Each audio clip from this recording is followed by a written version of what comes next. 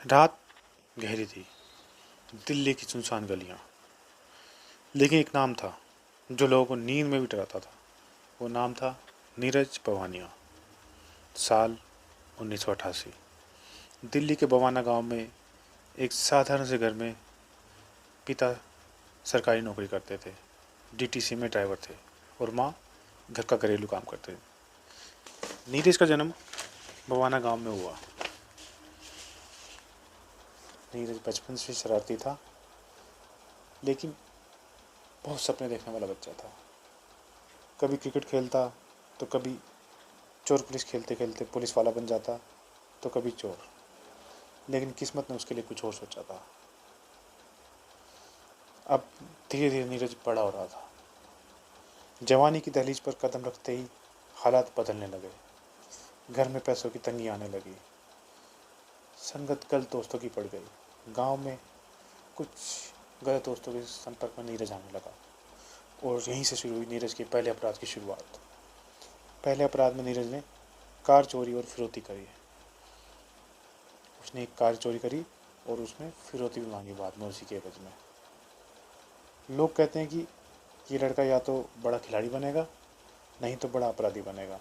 और धीरे धीरे उसने अपराध की दुनिया में कदम रख दिया और खेल से दूर हो गया। 2010 आते आते नीरज ने अपने गैंग बना लिया। नाम पड़ा बवाना गैंग। उसका अंदाज अलग था। फ़ोन पर सिर्फ एक लाइन, मैं नीरज बोल रहा हूँ, अगर जान प्यारी है तो पैसे तैयार रख। धीरे धीरे उसका खौफ दिल्ली, हरियाणा, पंजाब तक फैल गया। कहा जाता है उसके पास 50 से भी ज़्यादा शूटर थे। जब उसके केसेस की बात करें नीरज के बारे में, 2013 में एक बड़ी इसने सनसनी मचा दी थी। कराला में एक व्यापारी से 1 करोड़ की फिरौती मांगी गई थी। इसी तरह 2014 में हरियाणा और बहादुरगढ़ में कॉन्ट्रैक्ट किलिंग करी गई, और इसमें भी नीरज का नाम आया। इसके बाद नीरज के हौसले इतने बढ़ गए, उसने पुलिस पर भी गोलाबारी कर दी। 40 से ज़्यादा केस इसके नाम दर्ज हैं। हत्या, लूट, डकैती, एक्सटोर्शन, आईपीसी के क्या ऑफेंस नहीं थे जो नीरज के खिलाफ दर्ज नहीं हो गए। लोग कहते थे अगर नीरज का फ़ोन आ गया तो समझो ज़िंदगी खतरे में है। इसके बाद नीरज ने गैंगवार की भी शुरुआत करी। दिल्ली में बहुत बड़ा गैंगवार छिड़ गया। सबसे खतरनाक लड़ाई थी नीरज पवाना बनाम टिल्लू ताजपुरिया गैंग, और बाद में इसकी तिहाड़ में हत्या भी कर दी गई। दिल्ली की सड़कों पर दिन दिहाड़े गोलियां चलनी शुरू हो गई। लोग दहशत में जीने लगे। पुलिस भी परेशान थी। नीरज के सर पर 7 लाख का इनाम रख दिया गया, लेकिन नीरज हर बार हाथ से निकल जाता। ना तो उसे कोई पुलिस अरेस्ट कर पाती, ना कोई और एजेंसी। कभी फ़ोन बदल कर तो कभी ठिकाना बदल कर नीरज पुलिस को चकमा देता रहा। दिल्ली पुलिस की स्पेशल सेल ने महीनों तक उसके पीछे खुफिया नेटवर्क लगाए रखा। उसके फ़ोन टैप करिए, इन्फॉर्मर लगाए, ट्रैप करा। नीरज को लगता था मैं कभी नहीं पकड़ा जाऊंगा, जैसा किसी हर अपराधी को लगता है मैं अजय हूँ। लेकिन किस्मत को कुछ और मंजूर था। 2015 में हरियाणा बॉर्डर से रात का समय नीरज गाड़ी में बैठ के जा रहा था। पुलिस के पास पूरी इन्फॉर्मेशन आ चुकी थी। यहाँ तक कहते हैं कि उसके पास गाड़ी का नंबर भी था। अचानक चारों तरफ से पुलिस ने उसे घेर लिया। नीरज ने तुरंत सामने से गोलाबारी शुरू कर दी। चीखें आने लगी और नीरज बवाना चारों तरफ से पुलिस से गिर चुका था। उसके गैंग मेंबर्स अब समझ चुके थे ये सब लंबा नहीं चलेगा। नीरज को पुलिस ने अरेस्ट कर लिया। पूरा इलाका सन रह गया, क्योंकि सबको लगता था नीरज कभी पुलिस की पकड़ में आएगा ही नहीं, और अगर आया भी तो ये कुछ ना कुछ ऐसा करके वहाँ से निकल जाएगा। जिससे लोग कांपते थे जिसके नाम से, आज वही आदमी सलाखों के पीछे था। नीरज को तिहाड़ भेज दिया गया और लगा कि शायद क्राइम यहाँ पर रुक जाएगा और दिल्ली को अब शांति मिलेगी, लेकिन नहीं। तिहाड़ से ही एक नया अड्डा बन गया। कहते हैं कि जेल के अंदर से नीरज ने गैंग ऑपरेट करने शुरू कर दिए। मोबाइल फ़ोन से धमकियाँ दी जाने लगी, नई कॉन्ट्रैक्ट किलिंग की जाने लगी, अंदर से फिरौती मांगने लगी। फ़ोन उनके पास उपलब्ध थे। उसका नाम जब भी गैंगवार में गूंजता जेल के कैदी कहते नीरज की एक नज़र मतलब आदेश। उसने अंदर ही इतना तिहाड़ के अंदर इतना बड़ा सिस्टम और इतना बड़ा गैंग बना लिया कि कहते हैं कि बाहर से भी ज़्यादा स्ट्रॉन्ग हो गया नीरज। अब उसे डर नहीं था कि मेरे ऊपर कोई केस लगेगा, क्योंकि वो अंदर से ही सब ऑपरेट कर रहा था। इसमें कुछ जेल अधिकारी को भी बताया जाता है कि जेल अधिकारी ने भी उसकी मदद करी। जेल से धमकियों का दौर शुरू हो गया। वहीं नीरज ने जेल में बैठे बैठे अपने सामने वाले गैंग के लोगों पर हमले करवाने शुरू कर दिए, उनकी साजिश रचनी शुरू कर दी। रोहिणी में भी ऐसा एक मर्डर केस हुआ था जिसमें नीरज भवाना के गैंग का नाम आया था। दूसरे गैंग से इसका गठजोड़ होने लगा, अलग अलग इसने गैंग बनाया और उन लोगों को जोड़ के इसने एक बड़ा गैंग बना लिया। तिहाड़ में बंद होकर वो डॉन ऑफ दिल्ली बन गया। नीरज भवाना की कहानी हमें क्या क्या सिखाती है? नीरज भवाना की कहानी से हमें सीख मिलती है कि बच्चा जो मेहनत करके डॉक्टर, इंजीनियर, खिलाड़ी बन सकता था, गुनाह की राह पर बनकर डॉन बन गया। आज उसके पास नाम है, पैसा है, लेकिन आज़ादी नहीं है और धीरे धीरे इज्जत भी कम होती जा रही है।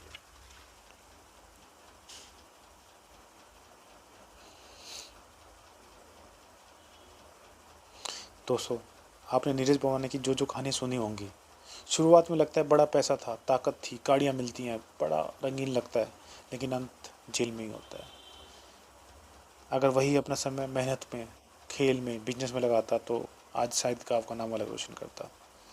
नीरज जो जाट परिवार से संबंध रखता था और शिवराम कास्ट थी जिनकी, उसने अपने गांव को एक अलग नाम दिया, भवाना गांव को एक अलग नाम दिया, लेकिन वो नाम कुख्यात तौर पर हुआ। अगर वही इसी नाम को अच्छे से यूटिलाइज करता तो आज भवाना गांव का एक अलग नाम होता।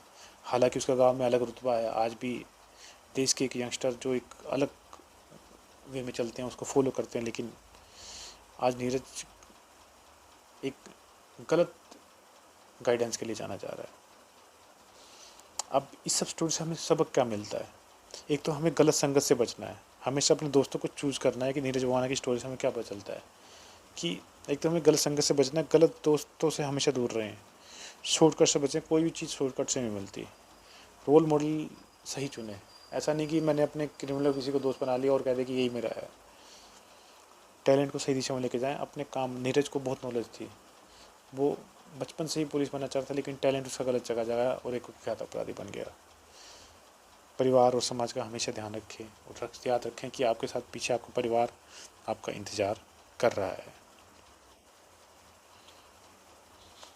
दोस्तों, यही नीरज भवाना की कुछ बुरी बातें भी थी, जो कि एक तो उसने अपराध की दुनिया चुन ली थी, हिंसा और खराब खून खराबा का रास्ता अपनाया था, युवाओं को गलत दिशा में ले गया, समाज में डर फैलाया उसने, जेल में से भी गैंग चलाता रहा। वहीं से कुछ अच्छी बातें भी कह सकते हैं। साहस था उसके अंदर, डरता नहीं था किसी से, पुलिस वालों से भी नहीं डरता था। यहाँ तक कि लीडरशिप की उसके अंदर एक अलग थी कि भाई मैं लीडरशिप करके एक अलग गैंग, उसने तिहाड़ से भी गैंग ऑपरेट करे। उसमें कहीं ना कहीं लीडरशिप की क्वालिटी थी, लेकिन वो गलत डायरेक्शन में गया। उसने लोकल कलेक्शन आज तक इतने अच्छे रखे हैं कि गाँव वाले, कोई भी गाँव का आदमी उसके खिलाफ़ नहीं बोलता। सब बोलते हैं कि नीरज पूरे गाँव में एक युवा है जिसने पूरे गाँव को संभाला हुआ है, और इसके अंदर सर्वाइवल स्किल्स बहुत अच्छे हैं। जेल में रहकर भी वो इतना अच्छा नेटवर्क चला रहा है। तो दोस्तों, इस कहानी से हमें सीख लेके आगे बढ़ना चाहिए और हमें सोचना चाहिए कि क्रिमिनल कितना ही बड़ा हो, लेकिन वो पुलिस और कानून से बड़ा नहीं है। तो ये कहानी थी नीरज भवाना की। हम इस कहानी के माध्यम से आपको बस अपराध की जानकारी देना चाहते हैं, किस तरह से गैंगस्टर, एक गलत रास्ते पे चल के एक बच्चा गैंगस्टर बन गया और आगे चले। हमारे इस वीडियो को बनाने का किसी भी अपराध को बढ़ावा देना, ग्लोरिफिकेशन करना नहीं था, ना ही आपको किसी अपराध के रास्ते पर चलने के लिए हम इसको बना रहे हैं। हमें सिर्फ लोगों को समाज में नॉलेज देने के लिए इस वीडियो को बनाया गया। तो आशा करते हैं कि आपको ये वीडियो बहुत पसंद आया होगा। आपको और कोई वीडियो अगर चाहते हैं किसी और व्यक्ति की लाइफ पे हम ये वीडियो बनाएं तो हमें ज़रूर बताइए। हमारे चैनल भारत गौर न्यूज़ पर हमें ज़रूर कमेंट सेक्शन में बताइए कि आपको ये वीडियो कैसे लगा, हमें क्या इंप्रूवमेंट करनी चाहिए। साथ साथ ये बताइए कि हमें और किस गैंगस्टर की लाइफ पे या फिर और किस व्यक्ति की लाइफ पे या फिर किसी अपराध की लाइफ पे क्या केस स्टडी करनी चाहिए। तो तब तक हमारे साथ बन रही है भारत गौर पर। धन्यवाद।